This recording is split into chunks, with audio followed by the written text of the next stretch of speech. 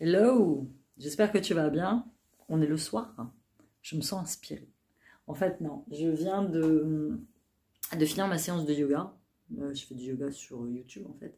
Et juste après la vidéo qui m'était proposée, c'est une vidéo qui s'appelle Ne te contente pas du minimum. Et l'intro, c'est si tu n'es pas totalement heureux dans ta vie, écoute ça. Ça dure pas longtemps. C'est un gars qui s'appelle Paul Pironnet, c'est un coach en fait, que je regarde de temps en temps parce que je trouve que ce qu'il dit c'est super intéressant. Et c'est marrant parce que ça m'a fait écho tout de suite à moi qui me suis contentée toute ma vie du minimum, qui ai complètement changé d'avis maintenant à ce sujet-là, pour te dire que maintenant je ne me contente plus du minimum. Quand j'étais petite fille, mes parents passaient leur temps à me répéter que j'avais beaucoup de chance de vivre dans un pays comme ça, ce qui est vrai, que j'avais beaucoup de chance d'avoir à manger sur la table, c'est vrai, que voilà, j'avais beaucoup de chance d'avoir tout ce que j'avais, et que bah, même si j'étais pas heureuse dans ma tête, et voilà, c'était pas grave, puisque j'avais le minimum et que c'était bien, en fait. Et à force de qu'on te répète ça pendant ton enfance, bah, un jour tu finis par intégrer les choses. Tu finis par te retrouver à l'âge adulte, à accepter des choses, à faire des choses qui ne te conviennent pas, qui ne te plaisent pas, mais tu as cette chance. Tu as cette chance d'avoir ces choses. Et tu dois t'en contenter. Parce que ailleurs, c'est pire. Tu vois, c'est exactement comme on te dit, par exemple, il t'arrive un accident, on te dit, oh là là, c'est dommage ce qui t'est arrivé, mais t'as quand même de la chance, hein, il y a pire que toi. Moi, c'est le truc, il y a pire, tu vois, qui me saoule, en fait. Oui, il y a pire, bien sûr qu'il y a pire. Il y a toujours pire que soi, de toute façon. Il y a toujours mieux que soi et il y a toujours pire que soi. Euh, Maintenant, moi, je me dis que toute ma vie, je me suis contentée du minimum, en fait. Toute ma vie, je me suis contentée de petit. D'ailleurs, c'est marrant parce que dans beaucoup de mes vidéos, j'essaye maintenant de faire très attention, mais dans beaucoup de mes vidéos, c'est un mot que j'utilise énormément. Petite maison, petite vidéo, petit bijou, petit vêtement. C'est un mot que j'utilise, c'est un mot qui fait partie de mon langage, mais c'est un mot qui est tellement négatif. Pendant longtemps, j'ai parlé de mon entreprise comme de ma petite entreprise. C'est pas une petite entreprise, c'est une entreprise en fait. Et le fait d'utiliser ce mot petit, c'est très réducteur. Vraiment, c'est très réducteur. Et donc, cette vidéo, elle me fait réagir. Pourquoi? Elle me fait réagir parce que maintenant, j'en ai marre de me contenter du minimum, en fait, tu vois. J'ai fait des vidéos dans lesquelles je parlais de rupture, dans lesquelles je parlais que maintenant, bah, pour laisser rentrer quelqu'un dans ma vie, il fallait qu'il en vaille vraiment le coup et il fallait qu'il m'apporte vraiment des choses. Et j'ai reçu un commentaire du style, de toute façon, tu resteras toujours célibataire parce que tu es trop exigeante. Tu en veux trop. Mais on n'en veut jamais trop. On n'en veut jamais trop. Si on est sur cette terre, c'est pas pour vivre une petite vie, c'est pas pour se contenter du minimum. C'est pour vivre des choses qui nous font triper, c'est pour vivre des choses qui nous font vibrer, c'est pour faire ce qu'on aime en fait. C'est une femme, tu vois, là je suis démaquillée, je m'en fous, tu vois. J'ai le minimum sur le visage. C'est quoi ces discours de « il faut te contenter du minimum » Il m'est arrivé, c'est pareil, il m'est arrivé de dire à mon fils qui voulait pas finir son assiette, bah, finis ton assiette, t'as de la chance, il y a des gamins qui ont rien à manger, mais ils s'en foutent le petit. Tu vois, nous c'est des discours qu'on a d'adultes, mais qui sont vraiment débiles en fait. Mon fils de 9 ans s'en tape de savoir qu'il y a des enfants dans le monde qui crèvent de faim. C'est triste à dire, mais il a 9 ans en fait, tu vois. Mais ouais, peut-être que je resterai célibataire toute ma vie parce que maintenant je sais ce que je veux. Maintenant, je sais ce que je veux, je l'ai déjà dit. Moi, je suis une nana qui s'assume toute seule depuis des années.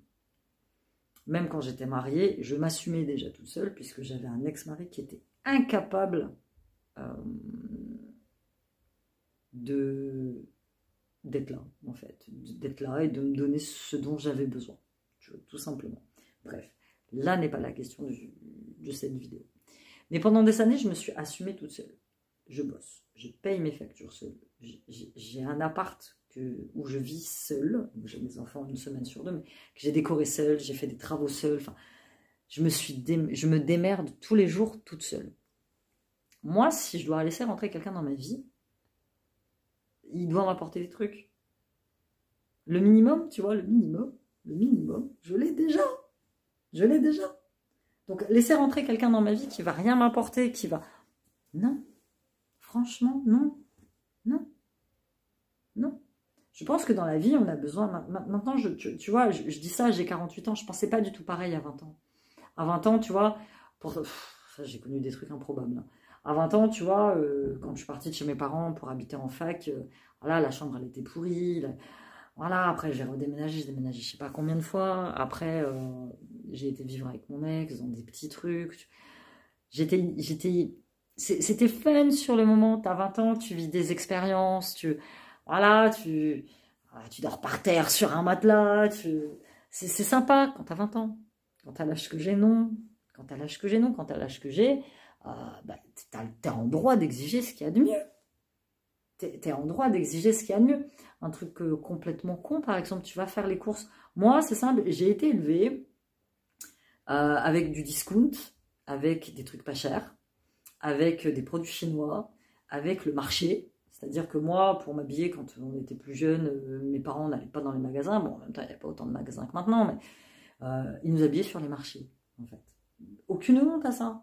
Aucune honte à ça. Mais du coup, en grandissant, j'ai été conditionnée comme ça. Donc, du coup, en grandissant, j'ai reproduit le même système. C'est-à-dire que je prenais toujours les trucs les moins chers, pas forcément de meilleure qualité. J'ai acheté plein de vêtements sur les marchés pour mes gosses, pas fatalement de bonne qualité. Et à un moment, je me suis rendu compte que cette vie-là, c'était pas la mienne, c'était la vie que m'avaient inculquée mes parents. Et que moi, il fallait que je découvre autre chose. Tu vois, combien de fois mon fils m'a dit, maman, arrête d'acheter des trucs sur les marchés, tu payes ça cher. En plus, parfois, tu payes ça beaucoup plus cher dans le magasin. Il dit, c'est de la daube. Faut changer, quoi, tu vois, c'est de la daube. Franchement. Et moi, comme j'ai été élevée au discount, bah, pendant des années, c'était ça. Et ça frustrait mon ex-mari, puisque lui, en fait, pour lui, fatalement, je passais pour une radine. En fait. Je passais pour une meuf qui voulait jamais claquer son fric, parce que c'était mon mode de fonctionnement. Toujours acheter moins cher, moins cher, moins cher, moins cher. Sauf que j'ai compris maintenant que le moins cher, c'est pas le meilleur. Tu vois, le moins cher, c'est pas le meilleur. Maintenant, je préfère claquer un peu plus et avoir des produits de qualité pour me faire plaisir, pour être bien, quoi. Donc, c'est pareil dans les relations. Dans les relations, je suis désolée, si tu as en face de toi un pote, une copine, enfin, c'est plat, ces conversations ne t'amènent à rien, enfin, lâche-la faire, quoi. Lâche-la faire. La vidéo de ce gars, elle est vraiment inspirante parce que ça te dit que t'es pas heureux dans ta vie, c'est qu'il te manque quelque chose. Et c'est vrai, je sais que c'est facile de dire aux gens, ouais, c'était pas bien dans ton taf. Je sais que c'est facile de dire ça aux gens, que les gens ont des trucs à payer. Okay. Mais tu peux très bien à côté trouver ta passion, ouvrir une petite entreprise, faire ce que tu aimes. Et puis à un moment donné, quand tu vois que financièrement ça va plus ou moins, bah, tu lâches ce que tu n'aimes pas faire et tu te consacres entièrement à ce que tu aimes faire. C'est exactement ce que moi j'ai fait. Tu vois, c'est exactement ce que moi j'ai fait. Mais maintenant, je me contenterai plus du minimum. Que ce soit en amour, que ce soit en relation. Non, je suis désolée. J'ai trop galéré, j'ai trop ramé pour en arriver là où je suis maintenant, à avoir ce que j'ai maintenant, la paix, la tranquillité d'esprit. Franchement, voilà, m'intéresser au premier qui passe en me disant ouais, t'es belle. Franchement, ça m'intéresse pas. Ça m'intéresse pas. Il faut se poser les bonnes questions dans sa vie. Et ça, je le répète toujours à mes fils. Hein. Surtout à mon grand, qui lui a un job qui est fatalement pas terrible. Je t'ai expliqué, déjà, il bosse dans une petite épicerie bio. Il finit son BTS et en fait, ils veulent le garder. Mais attends, il paye 1100 € par mois. C'est même pas le SMIC. Pourquoi tu veux rester? Ça serait la facilité, hein. Il a déjà le job, il connaît les gens, il connaît les collègues avec qui il bosse, c'est à côté de la maison, tu sais, par facilité, par confort de vie, il pourrait le faire. Mais je lui ai dit, ne te contente pas de ça, tu peux avoir tellement plus. Tu peux avoir tellement plus. Donc là, il finit son BTS dans cette boîte-là, et il veut poursuivre par un master, il va trouver une autre entreprise. Il va trouver une autre entreprise qui lui convienne mieux et qui lui offre plus. Moi, la première, je suis restée arrêtée dans un taf. J'ai bossé chez Intermarché pendant plus de 20 ans. Pour un salaire de misère, où je devais bosser. Mais je m'en suis contentée pendant des années parce que j'étais persuadée que je ne valais pas mieux que ça. J'étais persuadée que je ne valais pas mieux que ça. Je devais me contenter de ça. Maintenant, c'est fini. À l'époque, ce que j'aurais dû faire, c'est avoir ce taf alimentaire pour payer mes factures et à côté, démarrer un truc. Tout simplement. C'est vrai que maintenant, avec tout ce qu'on a, les réseaux sociaux, c'est tellement facile d'ouvrir des business, c'est tellement facile de vendre des trucs. C'est super simple. C'est super simple. À l'époque, on n'avait pas tout ça. Si je pouvais faire différemment, j'aurais fait différemment. Tu vois. Moi, j'aime répéter à mes enfants que maintenant, on a tellement de possibilités dans ce monde que juste être là, métro, dodo, boulot, avoir un petit travail plan-plan, avoir... Ça, c'est pas possible. Tu peux pas t'épanouir comme ça. Enfin, du moins, ceux qui s'épanouissent comme ça, je ne sais pas comment vous faites. Moi, je n'y arrive pas. Moi, je peux pas. Je peux pas. Donc, si la relation que tu as avec ton mec, elle te satisfait pas, si oui, effectivement, il est gentil, mais, tu vois, si tu as le oui, mais, c'est que la relation, elle est pas bonne. Change-la, en fait. Change-la. Tu sais, moi, il m'a fallu 20 ans pour m'apercevoir que le gars avec qui j'étais mariée ne me convenait pas. Tu vois. Donc, moi, la première, j'en prends conscience maintenant.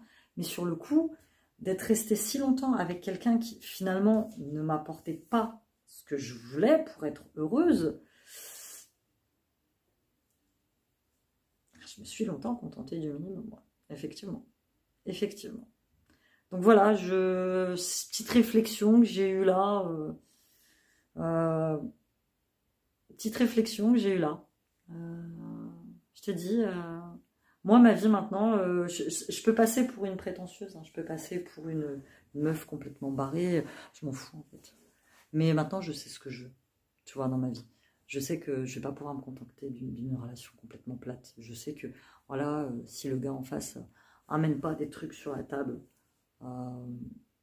franchement, ça sert à rien. Je perds plus mon temps. Je préfère rester seule, tu vois. Je préfère rester célibataire. Au moins, moi, je sais célibataire ce que je m'amène à moi-même, tu vois, sur la table.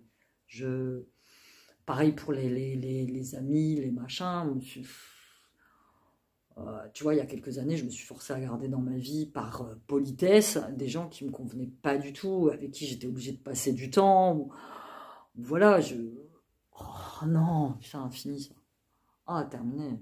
Terminé. Si je suis face à quelqu'un dont le discours est plat et qui est complètement hors de propos et qui... Ah non, non, non.